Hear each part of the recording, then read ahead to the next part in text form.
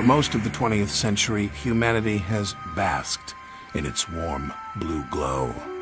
Day after day, night after night, it has been a constant companion and trusted resource, a portal to other times, places, and ideas.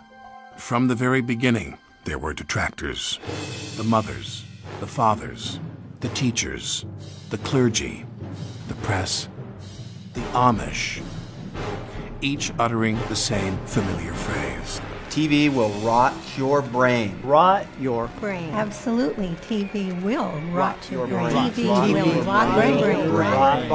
TV will rot your brain. Everybody knows. TV will rot your brain. Was it just a cliche? An old wives' tale? An urban myth? Was there any science to this claim? Could TV literally decay, decompose, degenerate, disintegrate, putrefy, wither, and waste the human brain? There is no question that television has a physiological impact on the brain at the level of hurting the brain, deteriorating your mind activity. The mind turns into mashed potato. Is it conceivable that this has been part of its purpose all along? And if so, who was behind it? And perhaps more importantly, why?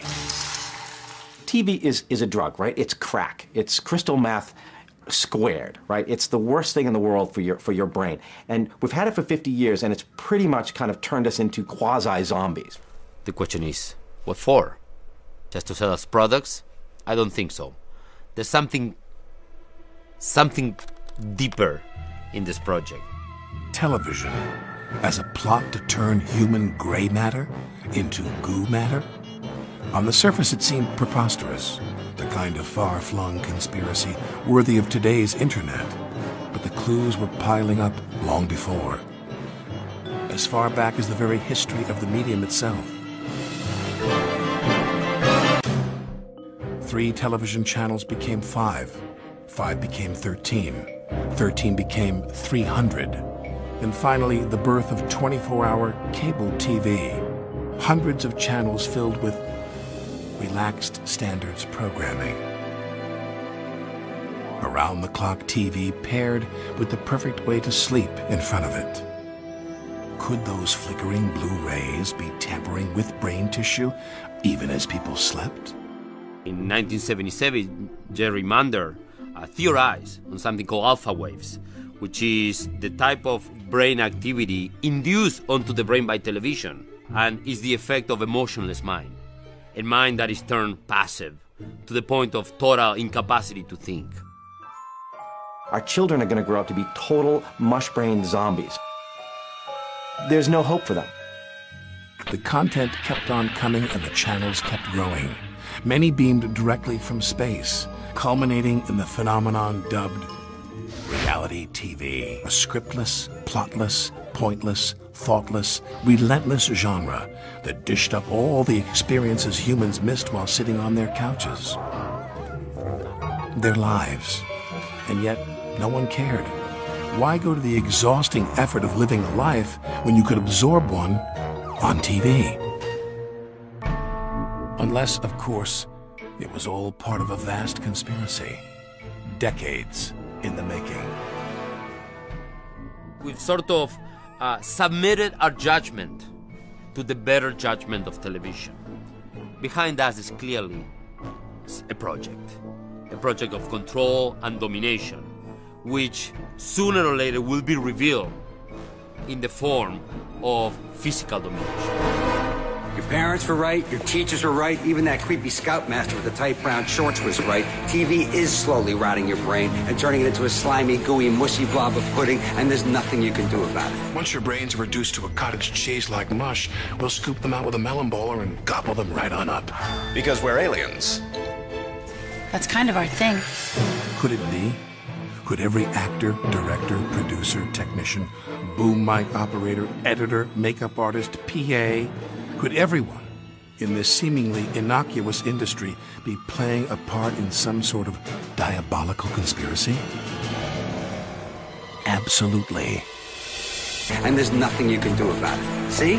I just told you what was happening, and you're still watching TV. Amazing.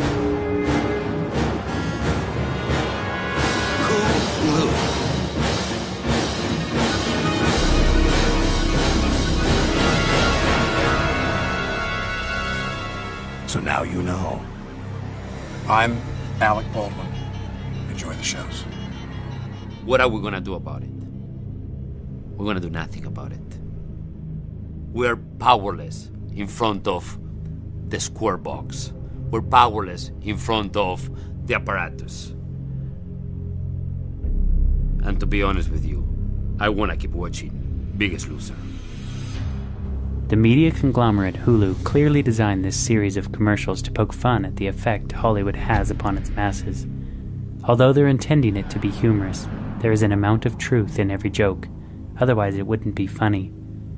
In Hulu's case, they put it right in front of your face, telling you exactly what prolonged exposure to television is doing to you, and then gloat in the fact that the average person will stay plugged in. The slogan in the commercial series is worth noting. Hulu, an evil plot to destroy the world. Enjoy. The world was first introduced to the advertisements of Hulu during the fourth quarter of the Super Bowl 43, when the most eyes would be fixed on every frame of the game. It was not put on in the middle of the night when no one would be watching. Is the health of our minds really at stake? Is there any substantial evidence to what Mr. Alec Baldwin is saying? As everyone knows, entertainment is totally fake. But can it actually have an adverse effect upon your life? And if so, could there really be a diabolical plan to use Hollywood for some deeper deception? You know, with today's media bombardment, we have televisions in every location you can possibly imagine. People put them in cars, they're in grocery store lines. Everywhere you go, we are saturated with media. What is actually really happening inside your brain as you sit and stare at these blinking lights? And moreover, is there some sort of diabolical plan to destroy the world using this media? Not everything you see on television is considered evil. Not everything is damaging to you. But what kinds of things are good to watch and what kinds of things are bad to watch? What we hope to achieve is that you will be able to make better choices of what you allow into your mind based on this information. We decided to start at the beginning to see what the media's impact was upon toddlers.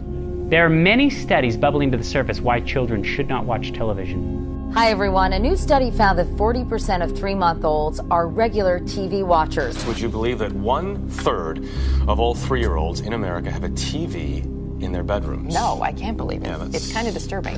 Did you know the average child spends nearly 45 hours a week watching TV or using other types of media, such as a computer?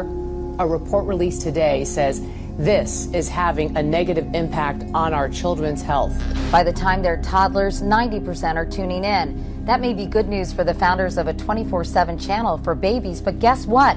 It's bad news for our kids. Research gives parents more reason to keep infants and toddlers away from television. Children need to interact with humans to develop healthy brains. And the Academy says children who watch 3 to 4 hours of non-educational TV every day will have seen almost 8,000 murders by the end of grade school. It doesn't take an Einstein, baby or otherwise, to understand what this means or to follow 3 little words of advice issued by the Academy. It is time for toddlers and their parents to turn that TV off. Turn it off. You know, I think it's a misnomer to say that everything on TV is bad, is evil, has an agenda. In fact, it might be hypocritical for us to sit here and say that because obviously we work in production and we're creating this documentary. So we went back to the beginning to see how media affects the brain, more specifically children's brains. So we took a road trip up to Seattle to interview Dr. Dimitri Kasakis, in where he has spent the better half of 15 years researching the developing brain and while it's being influenced by television. The concern I had was that exposing the developing brain to the rapid sequencing of television programs, particularly baby DVDs, which are more rapidly sequenced even than normal television, would precondition the mind to expect high levels of input. And that would lead to shorter attention spans later in life. Reality couldn't, if you will, keep pace with the expectations that had been created by watching too much fast-paced programming later in life. And we found just that the more television that babies watched before the age of 3, the more likely they were to have attention problems later in life. Specifically, for each hour that they watched on a typical day before the age of 3, their chances of having attentional problems were increased by about 10%. So to put that another way, a baby who watched 2 hours of TV a day before the age of 3 would be 20% more likely to have attentional problems at age 7 compared to a child who watched none. And we followed that initial study up by looking at what children watched, because as you might imagine, not all shows are paced the same.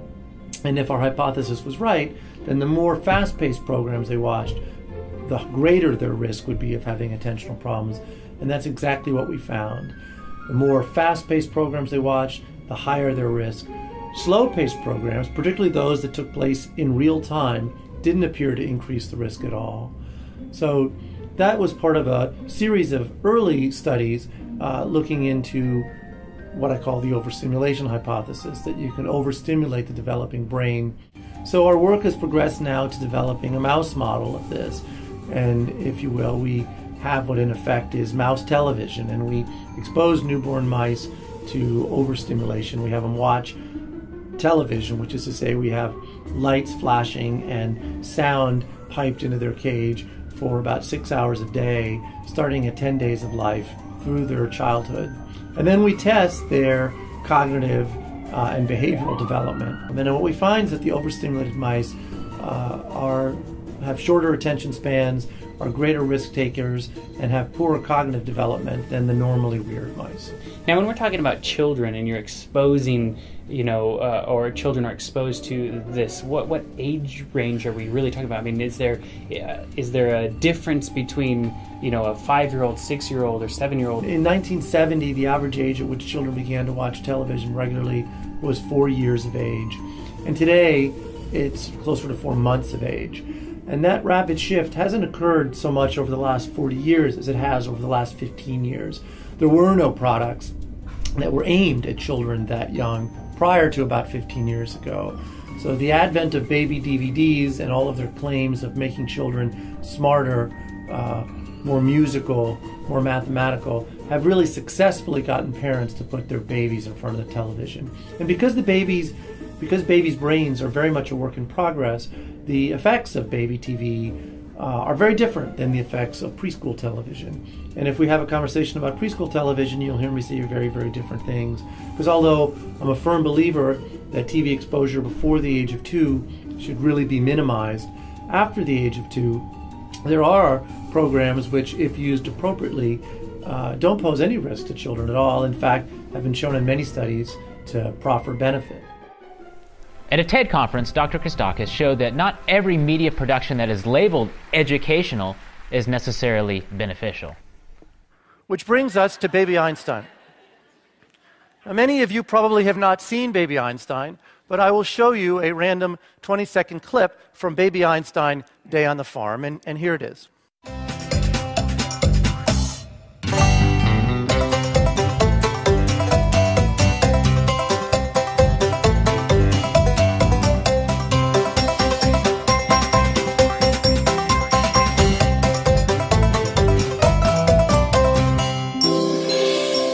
In that 20-second clip, there were 7 scene changes, about 1 every 3 seconds. It's about the most exhausting day on the farm since John Steinbeck's Grapes of Wrath.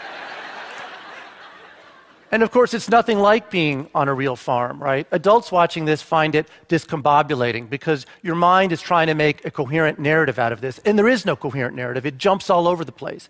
But babies aren't trying to make a coherent narrative out of it. They're not capable of doing that. It's all of that screen change, all of that stimulation that's keeping them actually engaged in the screen. So we've had for a while what we call the overstimulation hypothesis, which is that prolonged exposure to this rapid image change during this critical window of brain development would precondition the mind to expect high levels of input, and that would lead to inattention in later life. So you watch enough Baby Einstein Day on the Farm as a baby, and when you go to a farm as a school-age child, it's boring. It's too slow. How come there's no sheep suddenly popping into my face? How come there's no marionette going back and forth? Why do I have to walk from here to there? That's the general idea, that you're conditioning the mind to that reality, which doesn't actually exist. Is there a danger to exposing the mind to realities that don't really exist? If you just observe a small child at play, you'll notice that they're very active in their play. They're very animated. When you take that same child and you place them in front of the television, that activity stops. The same thing takes place in the mind. Parts of the mind simply stop. Watching television is a passive activity. You're not interacting with what you're seeing. A child's mind, to develop properly, needs to interact with the world around them, needs to interact with people especially. When you're born with billions of brain cells, and trillions of connections can be made. By the age of 3, you have twice as many synapses as you do as an adult. I mean, think about it. Kids are constantly learning. They're interacting with their environment, and this is what's needed for proper brain development. The pathways haven't been formed yet. And as these pathways formed, as the child interacts with the world around them, interacts with the people around them, each time a neuron fires, there's a protein sheath that's laid down over the axon of the neuron. The myelinating of the neurons in the mind strengthens those neurons and strengthens those pathways. Between the ages of 6 and 7, there's an enzyme that's released into the brain that dissolves all poorly myelinated pathways. So any neuron that hasn't been used or hasn't been formed into a pathway and doesn't have a thick myelin sheath, it's dissolved, it's pruned, as it were. When you place children in front of television, there's no interaction, there's no real life movement or anything with what they're actually seeing. This situation has caused the American Pediatrics Association to recommend that children under the age of 2 should never be exposed to television. France has even taken it a bit further and said any child under the age of 3 should not be exposed to television, and has made it illegal to produce programming geared towards that age group. So what happens when you're an adult? When you're watching television, you're essentially staring at a blinking light, much like the mice in Christakis' experiment. If you've ever experienced a mind fog after watching television, you're not alone. The brain has 4 modes that it operates in, 4 brainwave patterns. Delta is when you're deep asleep, theta is when you're in light sleep, alpha is awake but relaxed. It's the mode of thinking that you are in when you're in the most heightened state of suggestibility. And then there's beta, the highest functioning mode, like when you're reading a book or you're having a very stimulating conversation.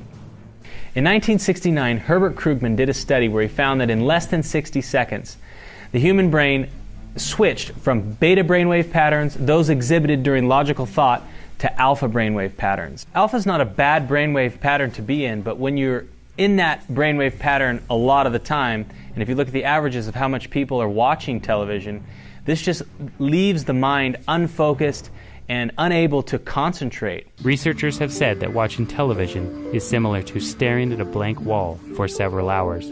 Robert Kuby did a study which appeared in Scientific America in 2002. Looking at how people experienced television in the flow of their everyday life. And we used a beeper technology where we would beep people at intervals, and they would write down what they were doing, how they were feeling, and so on. And I was able to look at this stuff, and I was able to show and demonstrate like what kinds of days people experienced when they would watch more at night. And the answer to that was they felt not very good at work. They had a really bad day at work. I found that people who didn't have a good tolerance for what I called unstructured time watched more TV. And I would say this is probably true for use of the internet too. If you don't feel comfortable with yourself and you need to fill up that time when you're by yourself and you don't have anything else to do, then what are you going to do? You're going to gravitate to the easiest, most inexpensive medium that was ever invented, which is virtually free, television, and fill up your mind with something else. So it's a kind of form of escapism. The effects of television on the mind are probably one of the most studied aspects of our society. And one of the things that takes place in the mind is that the frontal lobe is being bypassed. Within minutes of sitting down and watching television, the frontal lobe activity simply goes almost to nothing. The frontal lobe of the brain is the seat of spirituality, morality, and the will. It's actually the analytical portion of our brain, and it's actually the decision maker. And so it's a crucial aspect in regards to our future success and happiness is how well our frontal lobe is functioning. And unfortunately, entertainment television suppresses the frontal lobe of the brain. Actually, in about 90 seconds of viewing it, the frontal lobe circulation begins to go down, and it actually has an adverse effect.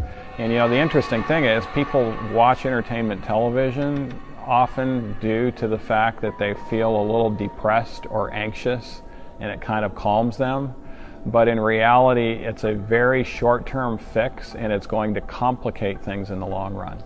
Of course, I'm most known for the one who treats depression and anxiety. In fact, we treat the most severe forms of depression and anxiety. And what we have found is virtually every depressed patient will have about a 40% decrease in circulation and activity of the frontal lobe of the brain. And so we're trying to enhance the frontal lobe. And so, unfortunately, a lot of these gadgets that produce this overstimulation, they can be fun for the short term. But, there's more fun things to do than ever before in human history, but yet we have more depression than ever before in human history, more anxiety.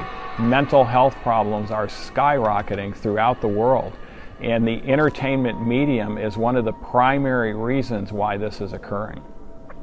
Studies will clearly demonstrate that when you go to entertainment as a way to either get fun, and it becomes a habitual process, the risk of depression and anxiety will more than double.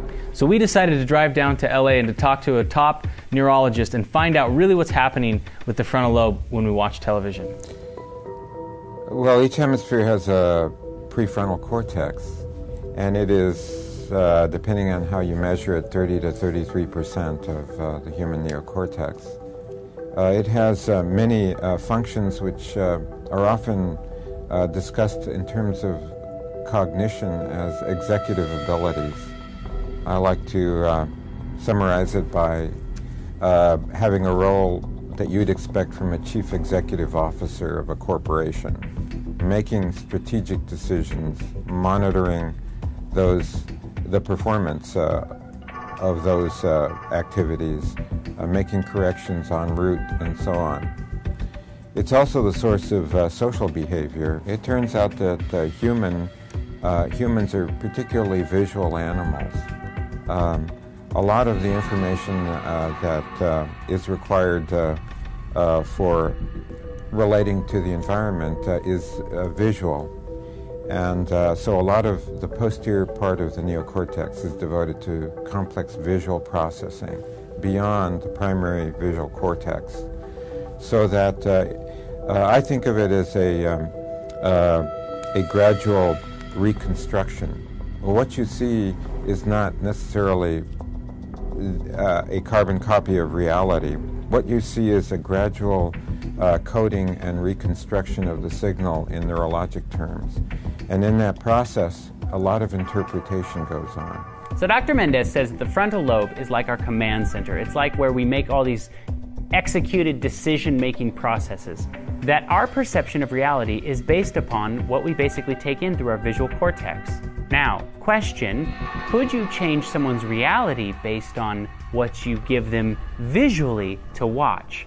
Dr. Michael Rich, a media expert from Boston's Children's Hospital, wrote an article about what happens in your brain when you sit down and you watch a 3D movie, and here's what he says. So what does your brain do when it's sitting in a theater looking at a giant screen wearing 3D glasses and swimming in surround sound, processing 24 images that flip by per second? Your brain dutifully processes those stimuli and does little else. In fact, your prefrontal cortex, which is involved in impulse control, future thinking, and moral choices, is basically inactivated during this process. That is why you get lost in a movie. Also, researcher Jacob Jacoby found after testing 5,400 viewings that 83% of those viewers misunderstood or miscomprehended that which they watched only moments before. That's what happens when the prefrontal cortex or the frontal lobe is shut off. You know, one of the interesting things about educational TV, for instance, C-SPAN is educational TV. It may not be the greatest education, but it's one camera view and there's a senator up there giving a talk and giving a lecture. And you'll see something happen when you're in a room. You know, I being a doctor, there's a doctor's lounge at the hospital I'm at, and often doctors look for educational TV when they're there together. And you will see them stand up and begin to vehemently argue against the television set, because they'll say, you know what, he left this out. He left that out. He's not mentioning this. This is a very biased presentation. You will never see anyone argue with their television set when entertainment television is going on. You will see them actually just sitting there, accepting all this, maybe laughing or crying, but they're not going to argue with the set because they don't have the ability. They may vehemently disagree with what's going on that program, but they have no ability to actually bring forward that disagreement and start to logically go through the arguments in their mind because of the suppression of the frontal lobe of their brain. Furthermore, research has shown that the limbic system cannot tell the difference between something that is real and not real. That's a job for the frontal lobes or the prefrontal cortex, which is virtually shut off, remember? So what happens is your limbic system then reacts to television or a movie as if it's real. It releases the appropriate hormones of the fight or flight system in conjunction with the stresses that it places upon the body.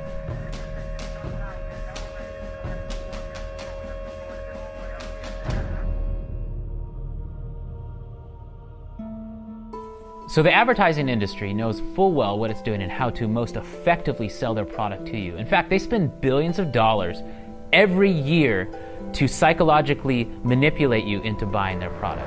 And they do it with military precision. Here's an example. Procter & Gamble spent $13.6 billion in 2011 in advertising. And L'Oreal spent almost $5 billion. And General Motors topped it off with $3.5 billion. So if you think about it, if we're not truly affected by what we watch or hear, these companies wouldn't spend billions of dollars. Just to give you an idea of how much money this really is, LA Times in 2008 wrote an article on how to solve world hunger. Within this article, they wrote that the price of hunger was estimated at $30 billion per year to solve the world hunger problem. TV advertising works. It works really well, and we're spending millions of dollars on it to promote, ironically, an online brand. But advertising is not all just about money.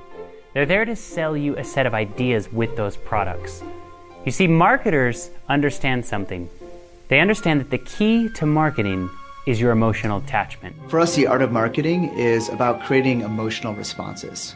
And I mean, that's the whole idea of art, right? It's why you go to a museum. It's why art influences, inspires us. And applying that to marketing is something we've always thought very heavily about. It's about bringing design, bringing emotion and creativity and passion. I mean, you can play this game with yourself. Just say Coca-Cola or Ford or Boeing. Just name anything like that, and then start ticking off what you associate with it. There'll be a whole bunch of attributes, and those attributes are created in advertising. They're created by the product itself. They're created by the experience you have if you call the company with a problem or no problem. Any interaction you have with that product, company, thing that it makes, service, the cumulative effect, the cumulative impression you have is the brand. How you feel about a certain product, how it feels in your hand, how you feel when you wear those clothes or whatever they're selling you is exactly what marketers are going for. Advertising is the art of the intelligent generalization, okay? It's not supposed to be a text sheet. It's supposed to get across the gestalt, the essence of the idea. It's supposed to turn you onto an idea of the product and what your relationship is going to be with this product or service, not all the specifics. Who in this room has ever bought something they didn't really need? Yeah? Okay, some people have got two hands up.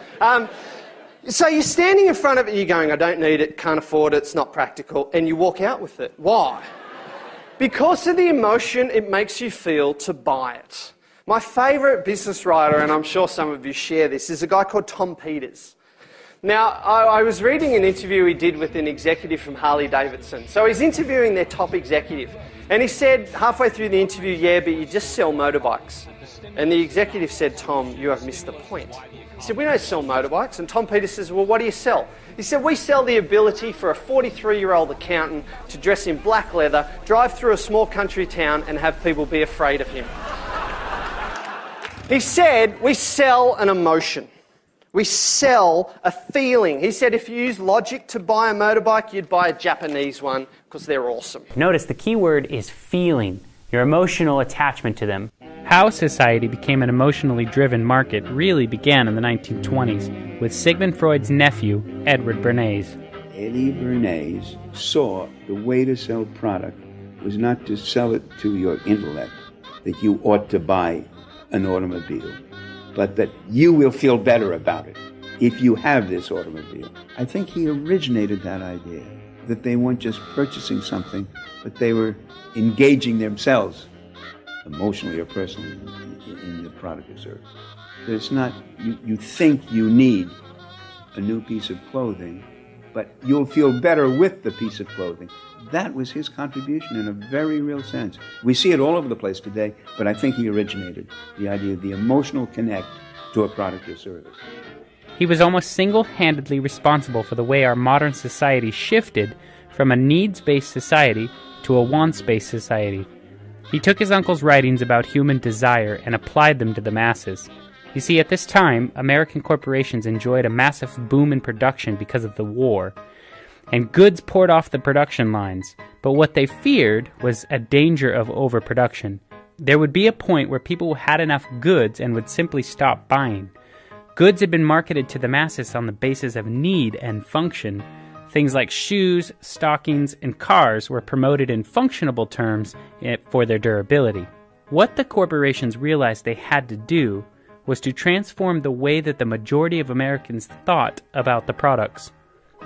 One leading Wall Street banker, Paul Mazur of Lehman Brothers, was clear about what was necessary. He said, "We must shift America from a needs to a desires culture. People must be trained to desire and to want things even before the old had been entirely consumed. We must shape a new mentality in America. Man's desires must overshadow his needs." Prior to that time, there was no American consumer. There was the American worker, and there was the American owner, and they manufactured and they saved and they ate what they had to, and the people shopped for what they needed. And while the very rich may have bought things they didn't need, most people did not. And Mazur envisioned a break with that, where you would have things that you didn't actually need, but you wanted, as opposed to needed. You see, the way advertising works is by creating a void in your self-worth that only the product or service can fill. Men are sold the idea that looking cool is actually better than functionality. And in the same way, women are sold the idea that external beauty is paramount over personality and character. The most glaring example of this can be seen inside the beauty industry. The Dove Corporation recognizes this and has created an entire campaign exposing the onslaught of advertising focused on external beauty. This particular commercial shows what a young girl sees in magazines, on mannequins, and in advertisements, which will ultimately have a significant impact upon her self-worth. This industry has mastered the art of lying about true beauty, and the only way to have it is to utilize their products. Dove ends the commercial with wise advice. Talk to your daughter before the beauty industry does. New research has opened up the door for marketers to take a peek into our brains. It's called neuromarketing. For the first time in human history, we are able to monitor a live view of the working parts of one of the most mysterious organs in the human body. Now marketers are even using medical technology called an fMRI, and what they're doing is basically being able to peek into your brain and see real-time your emotional response to anything.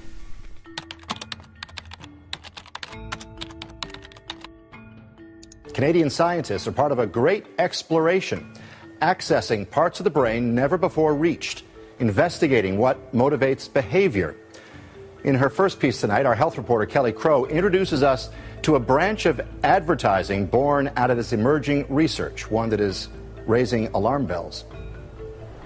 It's cutting-edge neuroscience at a shopping mall. How's that feel? Denim Drew has volunteered to let researchers watch his brain activity while he shops. They measure the electrical impulses on the surface of his brain and use computer software to translate those brain waves into emotional states. The future is instantaneous excitement. These eye-tracking goggles will record everything he looks at. When they analyze the data, the researchers believe they will know how he really felt about shoes without asking him. So how's he feeling right now? Right now, very engaged in what he's looking at. As modern brain imaging allows scientists to map complex neural networks inside the living brain, a new field is emerging using neuroscience to sell things. We don't measure what you think, we measure how you feel. But what if they could see into the brain, bypass the conscious mind, and read a customer's true emotional response in real time? His engagement has gone up pretty steadily. The theory, if advertisers learn what's going on at the brain's more primitive emotional level, they can better predict what consumers will do. You compare where he's looking with what he's feeling, and you're really seeing inside his head. It's really giving you a lot of insight into his emotional response. Western University neuroscientist Ruth Lanius says in theory the data could be used to manipulate consumer behavior. Of course you can influence the brain, right? And so an advertiser might be able to do this to an unsuspecting consumer? Possibly, yeah. Is that something we should be worried about? I think it's something that definitely has ethical implications that need to be reviewed and discussed. This is Taking Stock on Bloomberg. I'm Pim Fox. Smart marketers, as I said, they don't really guess about what consumers are doing. They use neuromarketers. I want to introduce Martin Lindstrom. He is the author of the new book, Biology, Truth and Lies About Why We Buy. I think with all my work, my previous 6 books, I sort of proven that we can go very far. We can use manipulation to an extent where really the consumers sometimes do not have a fair chance to survive. So I think my duty is to put that line in the sand and say, hey, isn't it time for us now to just look at ourselves first, to create our own personal ethical guidelines, not the company's, but my personal guidelines, and then start to live against that. Because what will happen in the future is that everyone on the net, which basically is everyone in the world soon, will become a brand. And they will market themselves as a brand. And I think that every person now needs to say, how far am I willing to go in order to sell, so I'm not selling out? So lots of my work has been to say, here are the tools. It's up to you if you want to use them. Neuromarketing is really like a hammer. You can use that to hammer a nail into the wall and hang up a beautiful painting. Or you can use it to hammer someone in the head, which is not that good. So I'm really giving people the chance to use the hammer.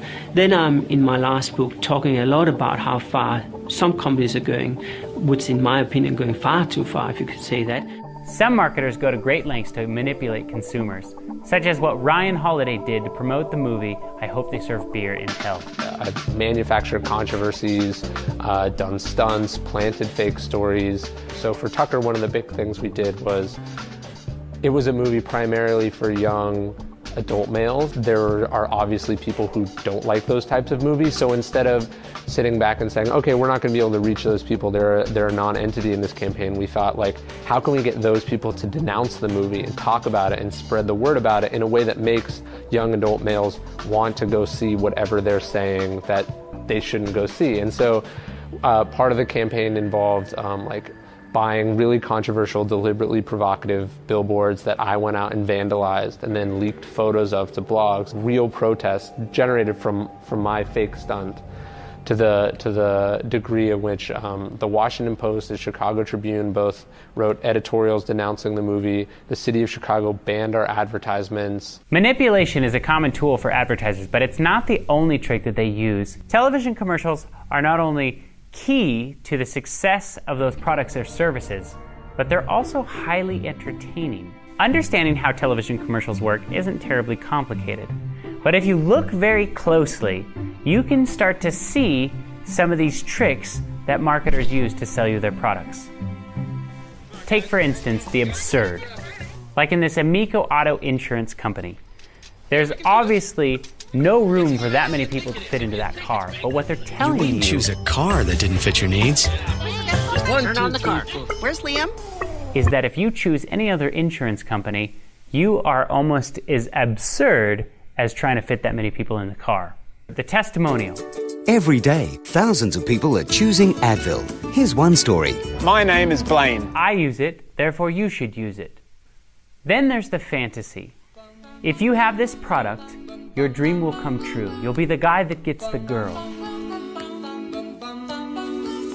Mr. Sandman, bring me a dream. Bum, bum, bum, bum. Make him the cutest that I've ever seen. Bum, bum, bum, bum.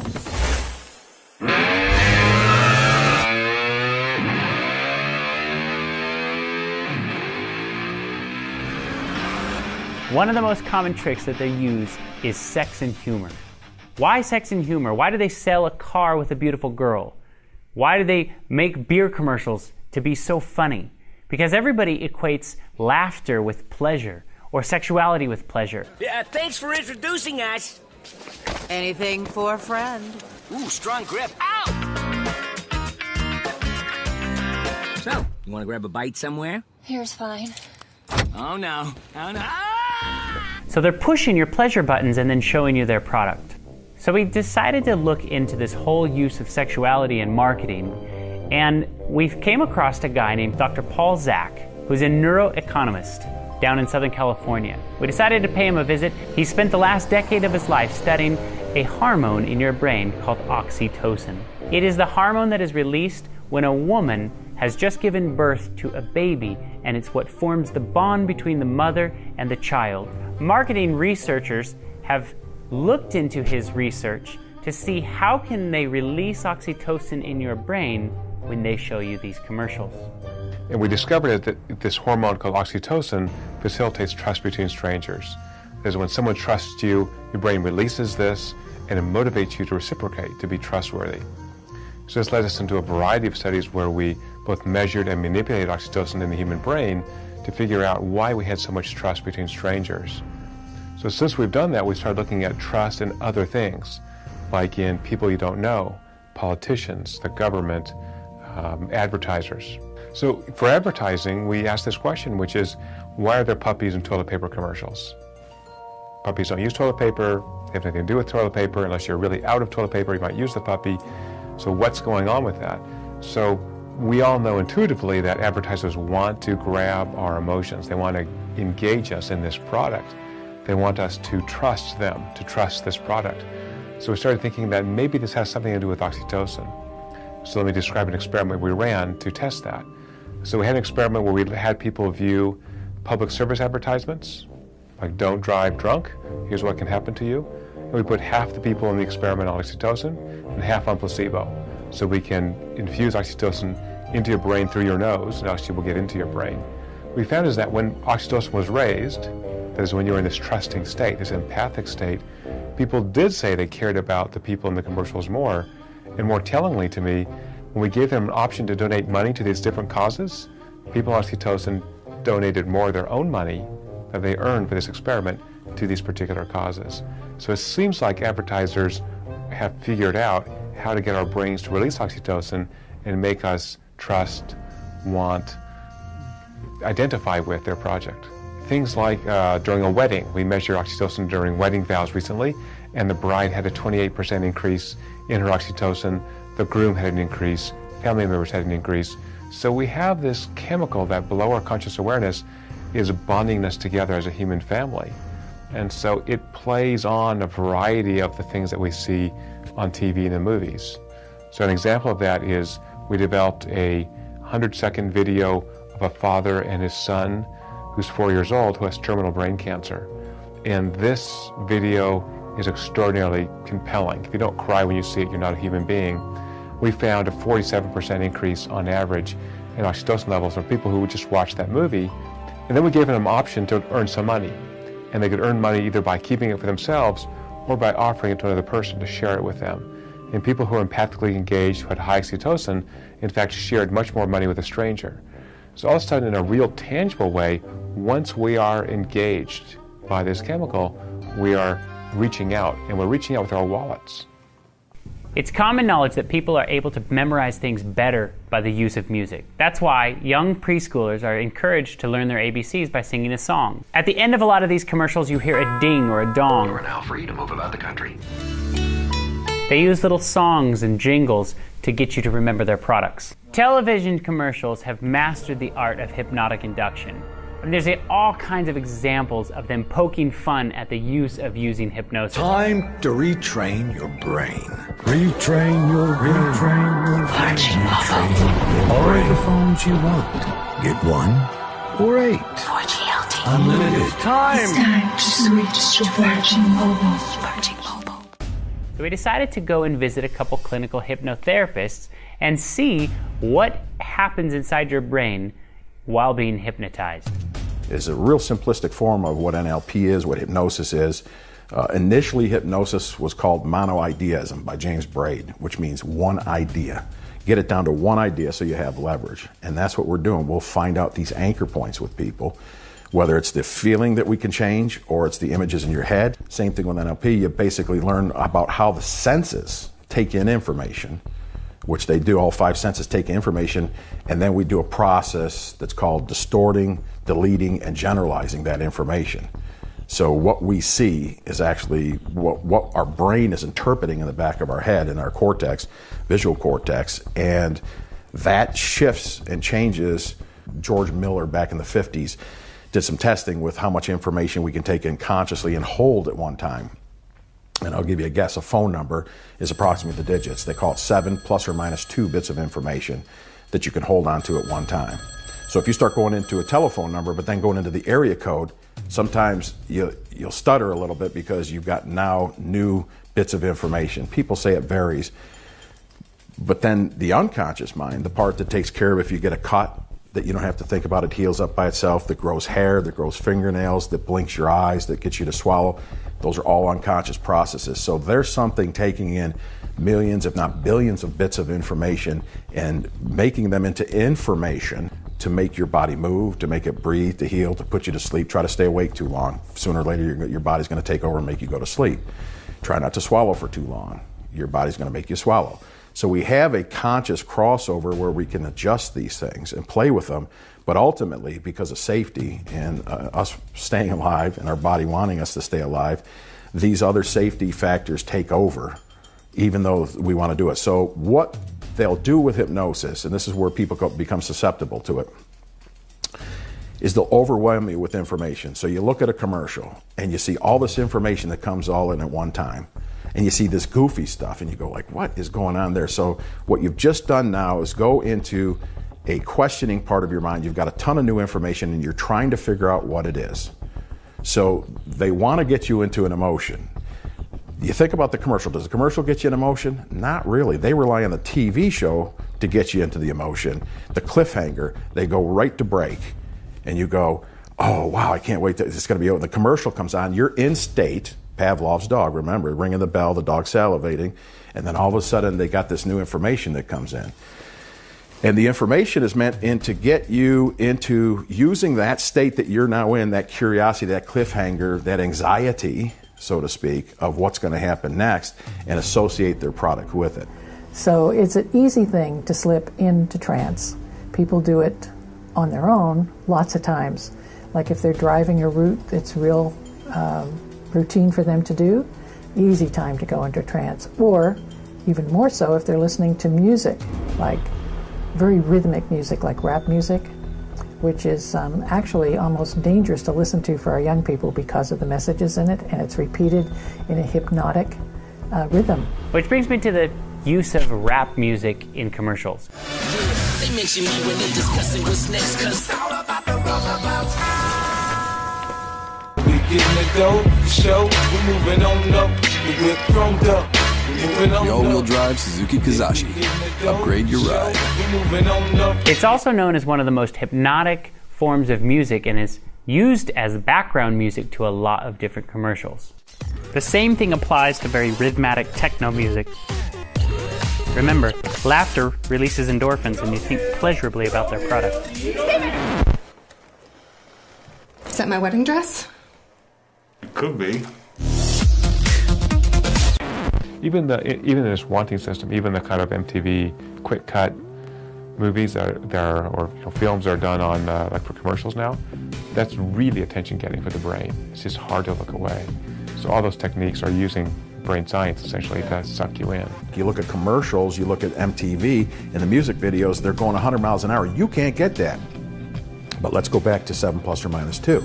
You can't get it consciously, but you got it unconsciously, especially through the eyes. The ears have a certain range you can't really get past, and the mechanical part of the ears don't let in. That's one of the things where they said subliminal stuff, subliminal audios. They're using this.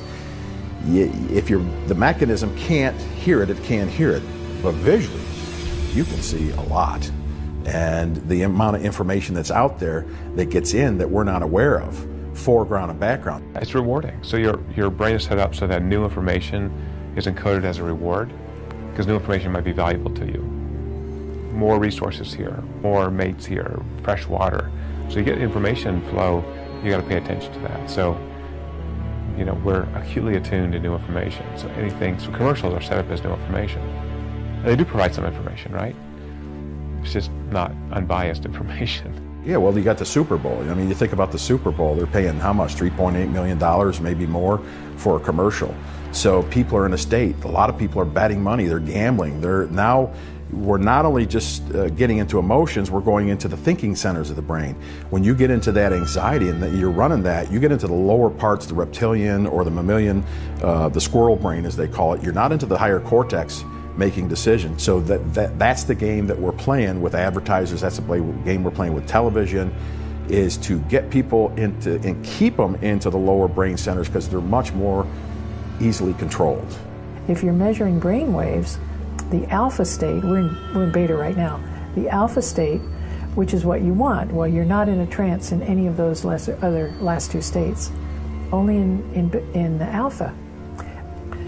I'm not aware of anyone who can't be hypnotized. If you do your own, put yourself in trance, then anybody can be in trance. There are people who are more reluctant to be directed into trance, what some people will call resistant, and therefore unhypnotizable, but I'm not aware of anyone who's unhypnotizable. I've never read about anyone being unhypnotizable. That the skill often lies in the language used to hypnotize the person, permitting them to allow it to happen. Because I say all hypnosis is self-hypnosis, whether I'm directing it or you're doing it to yourself. Just in what I witness on TV and magazines and products that you purchase, there's advertising on all of it. The language is structured such that it encourages you to buy. So it's very powerful stuff, because the language is much more subliminal, and people aren't paying attention to what they're hearing in the ad because they're just so caught up in the visuals. But if you listen carefully to the language used, it's very action-inducing language. We'll take 2 chicken pot pies. If I'm going to go out and get it right now at 11 o'clock at night, you will tomorrow for lunch, or at least for dinner the next day, or sometime this week. You're going to Carl's Jr. or Kentucky Fried Chicken because of the way it's spoken about and presented. Print ads are very, very similar. I'm sure you've seen the research where the subliminal messages were buried in the wine glass and that kind of thing. Yeah, and they're really there too. So people don't realize that they're picking that up, but neurologically they are picking it up. So there's great debate on subliminal advertising and if it actually works. I was actually shocked at the research that's been done and the investigation that's been done, how effective it really is. In fact, it's highlighted quite extensively in the book Biology by the author Martin Lindstrom. Subliminal advertising. Everyone maybe thinks that is over and done with. It's been banned. True? No, not true. Invented in 1956, it was banned across the world in 1957. Guess what? No one dared to touch it, except me, of course, because that's what we did in biology. We basically decided to scan people's brains as they're exposed to subliminal advertising. One of the companies in the world which are best at doing that is companies within the tobacco industry. It's been banned for 20 years to advertise for it, yet still the sales is going up around the world. And what we learned is it is incredibly powerful. No, one example is, for example, we took a billboard and we put a cowboy on the billboard. No brand name next to it. Then we had the same billboard this time with a brand name on, and you can guess which brand it is. We had 600 smokers passing by. We scanned their brains. Guess what? The billboard without the logo were double as powerful as the one with the logo. And that's the first time ever we're proving that subliminal advertising actually works. So in his book, Lindstrom writes about this experiment they did where they hooked people up to the fMRI machine, and then they let them view anti-smoking commercials. And what they found was the people that watched the anti-smoking commercials, their desire actually increased to actually want to smoke. People are actually using hypnosis now to quit smoking. Well, now to something else that to many may seem too good to be true. A one-time 2-hour therapy session that enables you to quit smoking for good. It involves a type of hypnotism, but it's not what you might think. What they're doing is they're taking a negative emotion and they're attaching it to your subconscious. The science on how you attach a negative emotion to an action is through hypnosis through language, or NLP, neuro-linguistic programming. Well, the best way to describe NLP is to, first of all, define the language. The N stands for neuro, which is the neurological way that you take in information through your 5 senses. So that comes in through your neurology, goes into your brain, and the way you get that back out again is the L part of NLP, which is the linguistics. And the linguistics are the language. So all of us have a way of talking about what's going on inside of us. And then the P part stands for programming. And basically it goes back to like Pavlov with the dogs, stimulus and response, but very crafty ways of doing stimulus and response. You know, we think of a noise and then a stimulus and then the response, the dog salivating. Darren Brown is a master of hypnosis and NLP. He has made countless videos for entertainment purposes on how he's used those techniques to get people to do what he wants them to do. So in this example, Darren Brown convinces actor Simon Pegg to take a different gift than he originally wanted through the use of NLP. Excellent. So, we spoke on the phone a few days ago. Yes. And I asked you to write down something you'd like for your birthday. Yes. I also asked you to sign the back of it when I spoke to you and gave you these instructions so that basically when you brought it with you today, which I hope you have done, you know that no one's going to steam it open or switch it or do anything with it. Absolutely. All kept secret? Very much so. Excellent. All right. Well, I have bought you a present. Now, don't get overexcited. It is in the big box behind you. Right. Right? It may be a small present in a big box. Right. Or it may be a big present in a big box. Okay. The size of the box will not necessarily give you any clues. Sure. All right. When you walk into a shop and you see something that you know you have to have, what is that feeling like? Describe it for me. I guess it's quite sort of sudden, and you sort of you have a definite positivity about it, and often you'll go away and see other things, but then you come back to the thing you saw first. And excellent. It's like, you know. Well, just take that feeling and just sort of amplify it a bit for me, because it is a really good feeling. It's important to understand that feeling of positivity that you describe. Okay. And also, very nice to meet you, and thank you for coming on the show. Let me explain to you how I buy gifts or presents for people, all right? And this is the best way to handle, bar none, the problem of, you know, what to settle for when you're going to buy gifts for somebody that's a little bit difficult to buy for, all right? Now, what I do is rather than recycle the same sort of 2 tired bottles of wine or box of chocolates, which are no fun to receive, I go out and I buy anything, and then I make that person fall in love with it, all right, by creating a strong feeling of desire for that object. Does that make sense? Yes. Yeah? And it absolutely works. They get all sort of pumped up, you know, they get that feeling of that positivity you were describing, they beam excitement for it. And, you know, it's a win-win thing, because they get a present that they love, and, you know, I get rid of some stuff out the back of my kitchen cupboard or whatever. What I want you to really understand about this is that that feeling is so strong, can be so extreme, that it can replace the memory of what they actually wanted. So even though 2 days before they may have said, I want X, whatever that is, you know, like a really nice car, like a BM or an Xbox or something like that, something they really wanted, suddenly now they think they always wanted what I got them. Does that make sense? Yes. Yeah, yes. Excellent, cool. Good, so, you can have anything you like. What's your dream present? The BMX bike. A BMX bike? Yes. That'd be fantastic. NLP is so effective in the fact that it can change someone's mind just by using certain key words and physical gestures. Are you sure? If you think back, are you sure? A BMX bike is what you want? That absolutely feels right, doesn't it, when you think about what you want? Yeah, absolutely, because that's what I wrote down, and yeah, that's why I'm so flabbergasted that it's there. Take it out, have a look. No one's touched this, have they? Where's it been? Where's it been since you wrote it? It's been in my wallet. In your wallet? Go on, have a look. No, even. I'm shaking. Let's just have a look at the back. You know, you signed your name across it. This is the date and the time? It was 1:10 on Saturday. 1:10 last Saturday, okay. But genuinely, no one's touched this since you wrote it? No, because I signed it over here so you couldn't do it. Let's just have a look.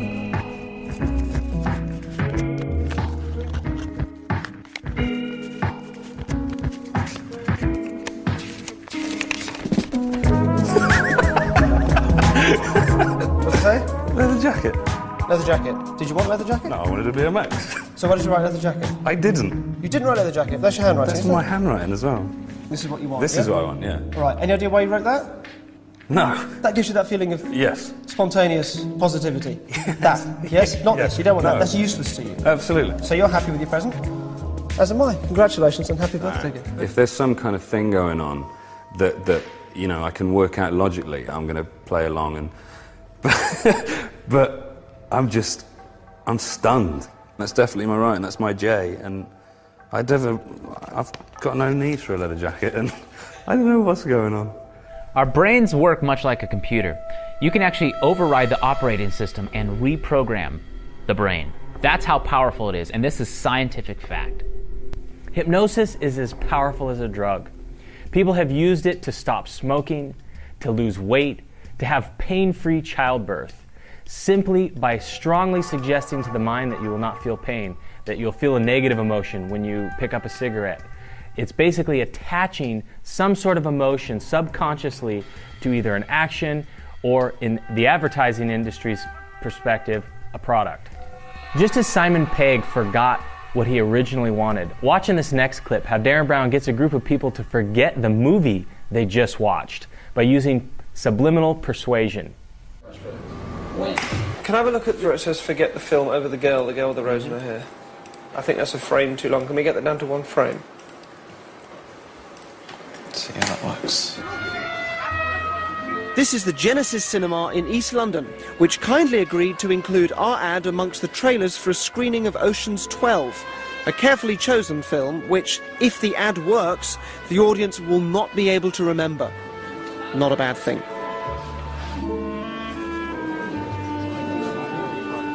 For legal reasons, patrons were told that some filming would happen, but our cameras were hidden in dark corners and people had no idea of the experiment. Obviously, I didn't expect the ad to make everyone forget the film, but I hoped a few would.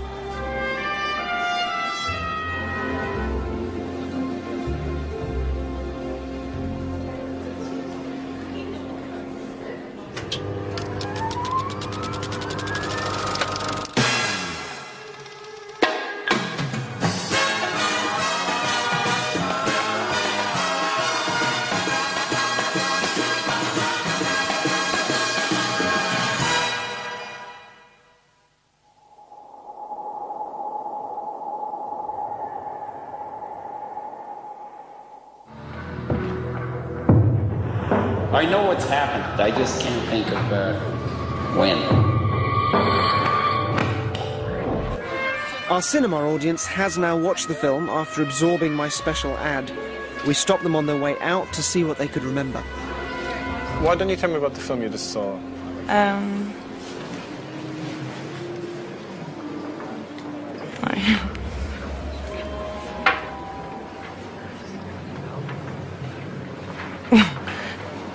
It's a bit weird. So how often do you go to the film? I don't go much, about once a month. Is there a particular genre you like or don't like? I like foreign movies. But this one you... And I don't remember anything about the movie. It's about a heist that goes wrong.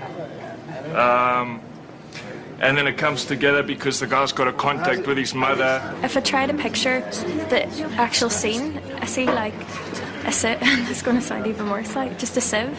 I remember the whole thing. Yeah, whole thing, yeah. Wicked. Awesome film. I can only remember like casually like going into cinema and then like when we came out, my mind just went blank and I don't know why. I can't fucking remember anything, man. I don't know why. I don't understand what's going on. It's like a block. The bright lights, they put people in trances. If you go and you get a good stage production, and I've seen some of the best pastors and preachers down in Texas when I was living down there, I'd go to them, and even up in New York. And one of the things that they know in hypnosis is they have massive amounts of light up at an angle. So when you're looking up here in the visual cortex, and what it does is it kind of, in a sense, will blank the mind out. And it'll create points of focus for your nervous system and overwhelm it. And that's part of what hypnosis is to overwhelm your system. If you've ever gone to a movie theater, you know that you sit in a dark room and you stare at bright lights. So just like Mark Ryan is saying that that can be a very hypnotic effect, you're also then flooding the system with so much information at one point in time that it's hard for your brain to process that much information. Your brain's like a computer, like a processor. It can only process a certain amount of information at one given time. And so when you flood it with too much information, you can go into a hypnotic state. Well, with hypnosis, they're still trying to find out exactly what the mechanisms are that are working in the brain, but now with the neuroscience, they're really finding out fast. So there's an old saying we used in sales, and that was, you sell by emotions and you justify by logic. So the bottom line of basically NLP, any change work, any conditioning, any brainwashing, it goes down to emotions. You can just think, I'll just use something really basic. Think of something in your life that at one time you didn't believe in or didn't think about because you felt a certain way about it, and then you changed that. Why was it? Because all of a sudden you got a different feeling, and that different feeling then started producing different pictures in your head, different internal dialogue, how you talk to yourself, and different feelings, and that together, enough of those forms a belief system, and that changes everything. Why do you cry in movies? You know it's fake, you know it's a fictional story, you know the actors are pros who are trained to, can't help it. I mean, not everyone cries in every movie, but you know, there are certainly scenes where you're just like, oh, or great artwork, right? You go in the Louvre and you see, you know, whatever, Mona Lisa or whatever it is, it's like so powerful and having this big emotional experience. We spoke to a group of college students who had all seen a particular movie called Fight Club. When we asked everyone in the room who had seen Fight Club, and this is at a Christian college, where in this movie do they speak about God, only one person in the whole entire room could answer the question. I want to ask a quick question. I have seen this movie probably 20 times, maybe more. This was one of my favorite films. How many people in this room have seen this movie? Look at how many hands just went up. Can somebody tell me in this movie where they speak about God? You got one person. What scene? Out of everyone in the room who has a religious belief, only one person could remember the scene where they actually spoke about God. And here's what was said. Our fathers were our models for God. If our fathers bailed, what does that tell you about God? No, I don't. Listen to me. You have to consider the possibility that God does not like you. He never wanted you. In all probability, he hates you. This is not the worst thing that can happen. It isn't. We don't need him. We are God's unwanted children. So be it. Listen, you can run water over your hand to make it worse, or look at me. Or you can use vinegar to neutralize the burn. Please let me have it, please. First, you have to give up. First, you have to know, not fear, know that someday you're gonna die. It's only after we've lost everything that we're free to do anything. So think about this. In a room full of Christian believers, you have a movie that speaks very negatively about God, but nobody could remember it. Why? Because remember, the moral command center is bypassed, it's shut off. When you watch a film, you are reacting off of it, off of your limbic system, your emotional system. And so much information is coming in that you're not consciously thinking about the information as it's going into your brain. So that's how a whole room full of Christians would miss something like that. Take, for instance, the movie Avatar. Notice, while watching the trailer of Avatar, this is a real-time fMRI study of the brain.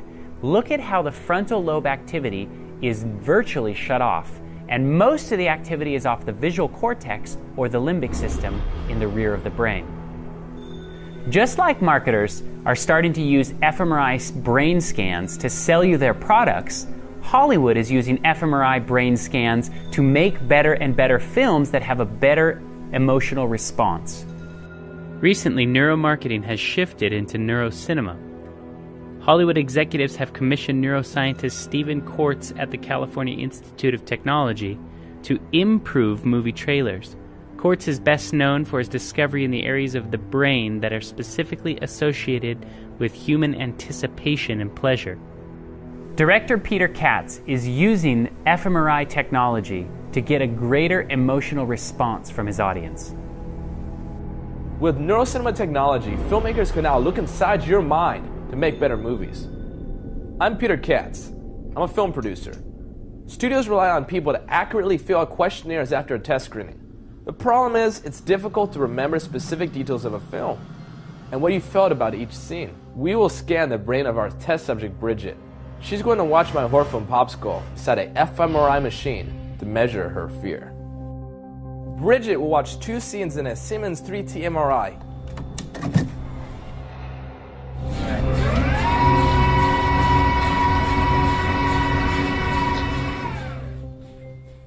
The data from the scan will be converted into a real-time view of Bridget's amygdala and other regions of her brain to be analyzed by the team. Okay, we're going to get started, Bridget. Are you doing okay? All right, here we go. What we're looking for, the amygdala, is right here. So after we analyze this in about 2 weeks, we are hoping to see activation here, in the amygdala. So you could see fear. Like if she's scared, like if she's actually scared, you could see that right on the brain. The amygdala controls fear, Yeah. anger, rage, anything that's fight or flight. So if she's having any of those emotions, I think that's pretty good for a horror film. At the Topanga Film Festival in Southern California, a number of neuromarketing features were offered. 7 neuroscientists discussed film imagery and its effect on our conscious and subconscious processes in our brains. Notice how everything is centered around your emotions. Remember what Mark Ryan said. If you want to do any change work, it's all centered around your emotions. Remember what the neuromarketer said. Emotions is the key. Not only are filmmakers tracking what the brain is doing, but new technology has created an opportunity to see exactly what the eyes are looking at on the big screen. This has opened up the door for filmmakers to hide even more things in the background because they're tracking what you'll be looking at throughout the film. Imagine a day when people have this headset at home connected to an iPhone and are doing interesting things, not just getting their brains measured while watching advertising or content, but even do more interesting things, like if content can change based on how they feel. With all of this new technology that's coming out and this fMRI brain scan studies, Hollywood is talking about changing the frame rates because they want you to be more emotionally invested into the films. Well, we were able to we monitor electrocardiogram, electroencephalogram, galvanic skin response, electromyogram, and mapped out how people responded physiologically to increases in frame rate. Right. Had nothing to do with content, performance, framing, directing, acting, anything. And we found out there was this perfect bell-shaped curve that just got better and better and better. People got more and more excited, up around 60, 66, 72 frames a second. Because when you get into an immersive experience like this, it's like you're in the movie, not looking at a movie.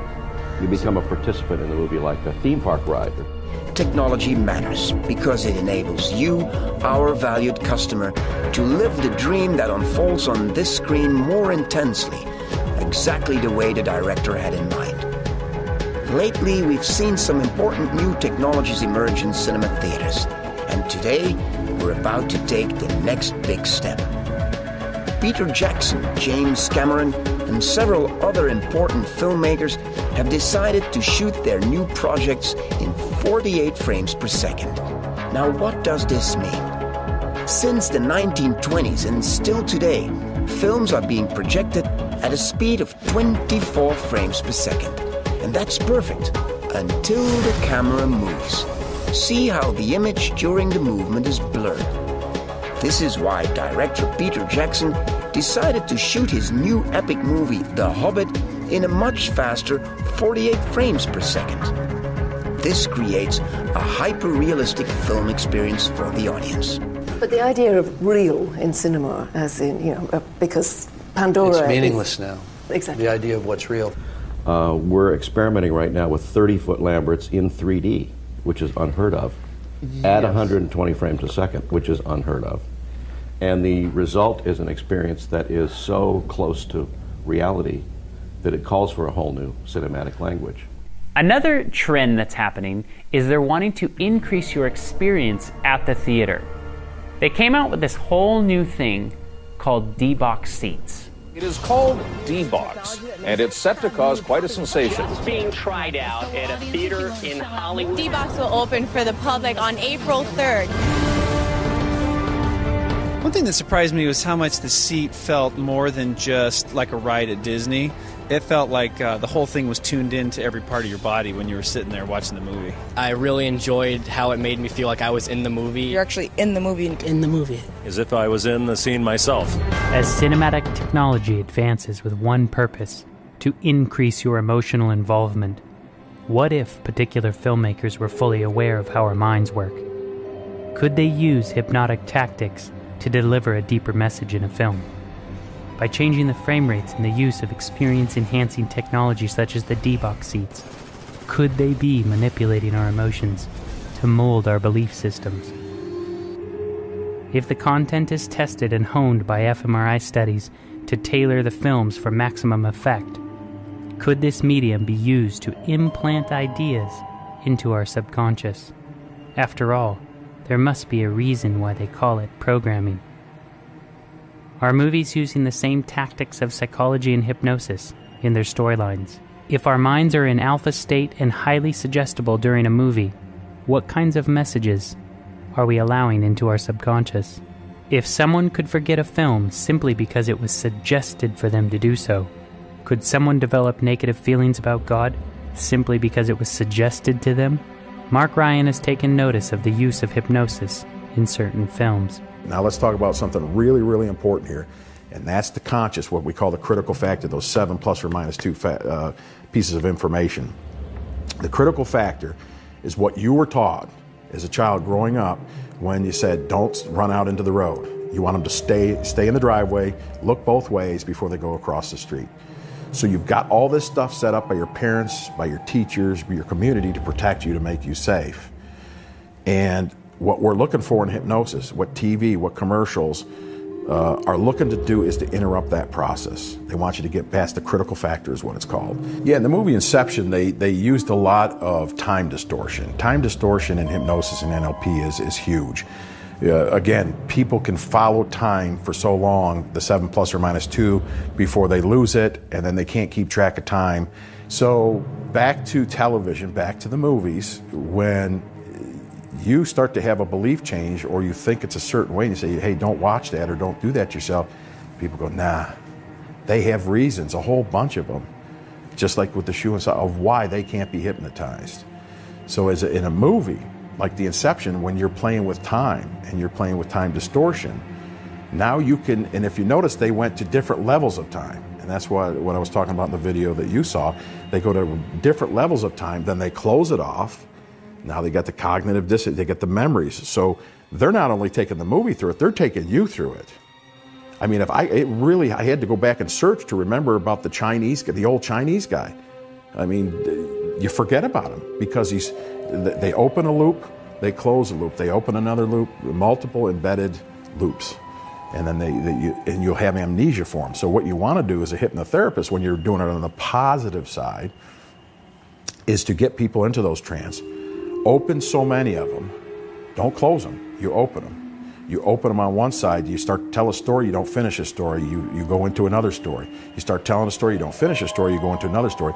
And then where you get at the core, and the core of the Inception movie was what? They got this guy to go into the room with his father in a made-up scenario about what was going to happen to the father. So now if you engage the imagination at that point, that depth of trance, there's no critical factor there. There's nothing blocking from anything you can put in there. So if you could change people's feelings, that changes beliefs, that changes convictions. They'll do all kinds of different things, which the guy in the movie did. But what did they have to first do? The belief that held it, and that's why they had the psychologist there, the belief that held it together was that his father did something nasty to him as he was dying. I know you were disappointed. I couldn't be you.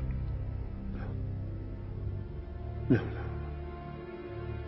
I was disappointed. But you tried. But when they found out really he was doing something beautiful to him, what did he change? It was his emotions that changed. It was like, I got to look at it differently now. If you're in the deepest state of hypnosis during this scene, then what message could they be leaving into your subconscious? There are tons of Gnostic websites that herald this movie as a brilliant retelling of the Gnostic faith, an inverting of the Bible and making God evil and Satan good. Some of our other documentaries explain the Gnostic faith in more detail, but for now, let's consider what the whole Inception movie is all about. A thief who uses deception to help a young businessman realize something about his father that he never knew before. The Bible also speaks about a thief who used deception to suggest something about a father. The director Christopher Nolan gained his inspiration for this movie from Philip K. Dick, the father of postmodernism and Gnosticism in today's pop culture. If you just type Inception and Gnosticism into Google, it won't take long to see what religion this movie is really teaching. So let's just shut everything down, and let's think about this logically. Look at how just by turning off these monitors in the background, how much less information your brain has had to process. A lot of people want to say that it's just entertainment and that it doesn't affect you. But after what you've just seen, it's really hard to say that. Just think about all the movies that you've ever seen that has the same elements of hypnosis that Mark Ryan has just described. Time distortion, goofy random images, multiply embedded storylines that intersect at some given point. Couple that with your heightened state of emotion and an alpha brainwave pattern, and it becomes a recipe for manipulating your subconscious. The films that you most like are the ones that you identify with. Why? Because you place yourself in those characters' shoes. What they experience, you vicariously experience. What they feel, you feel. What they believe, you believe. If your favorite heroes are fighting against God, guess what? You also might be fighting against God. Now that we see that science proves that entertainment actually does affect you, the entertainment that is coming out of Hollywood does have a profound effect upon your mind. Let's look at the big picture. Your frontal lobe is being bypassed. So you're not critically analyzing the information that's going into your brain. You're not compartmentalizing it anyway because you're only thinking with the right side of your brain. So the information is coming into your memory as one big chunk. If there's rapid sequencing and the frame rates are such, there's a hypnotic effect that's taking place. So you're in this heightened state of suggestibility. Even if you don't believe in God, you have to recognize that this thing is very powerful in terms of changing your mind, of implanting a memory, of ultimately affecting the way you behave and the way you act in the world. Is it possible that we are in the middle of a great war against good and evil? What if there is a war between God and Satan? So if these directors and if these writers have a belief system that is fighting against Christ, fighting against God, they could be using this technology to implant ideas, implant belief systems into people using a non-threatening way of entertainment. Let me give you a little inside information about God. He's an absentee landlord. Worship that? Never.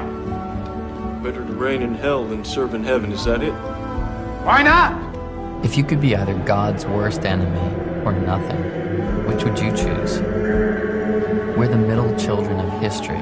We have no special purpose or place, and unless we get God's attention, we have no hope of damnation or redemption. Which is worse, hell or nothing? I absolutely believe in God. And I absolutely hate the You ask me if I have a God complex? Let me tell you something. I am God. And what we see across the board is an attack on God, an attack on His character, and a promotion of the postmodern view of the relativity of right and wrong. I love the saying, by beholding, we become changed. And I really believe that. The more we behold these things around us, scientifically shows us that we will become changed. We will become more like what we view, what we listen to. That's why it's so important to be careful what you put into your mind. If you're watching various films that fight against God, or change the storyline to make you believe that God is evil or angry, that has a profound effect upon your belief system. So God speaks to us through our mind. The Bible is very clear that He dwells in us, and more specifically, on a scientific level, it's through our frontal lobe. And if you think about it logically, if that portion of our brain is bypassed, are we bypassing what God is trying to say to us? Are you letting Hollywood crowd out the voice of God? It would do us well to dwell on things that are pure and holy, that Paul penned in Philippians 4:8. If we behold God's character in His love and mercy, our characters will be transformed in that likeness. For most of the past century, society has been part of a grand experiment in entertainment and advertising. If pseudology is lying, considered as an art form, then think about the world's first lie. It transformed the individual's worldview and who they were, created in the image of God. It deceitfully gave a glimmer of a higher status, yet ultimately created a void. In the 1920s, when advertising shifted from meeting a customer's need by simply stating the product's facts and function, to selling products based on wants, desires, and an emotion, a lie was told to society. You are not complete, you are not beautiful enough, and you do not matter. What you own and how you look defines you. Martin Luther King dreamed of a day that the content of a character would define every individual. Yet advertising has effectively sold you a lie that possessions and appearance define your individual self-worth. Similarly, think about the entertainment industry. Instead of selling you a product, are they selling you a set of ideas or a worldview? Simply consider all the programming that you've watched or are currently watching. What kind of picture is this painting into your character? Is it possible that the devil, the author of deception, has influenced, suggested, and guided some of the most popular stories to propagate his lies about God's character? Everyone knows the entertainment industry is one of the most influential businesses on the planet, and that it has the power to form or conform social attitudes, beliefs, and worldviews. Your entertainment choices today will, in fact, impact your life tomorrow.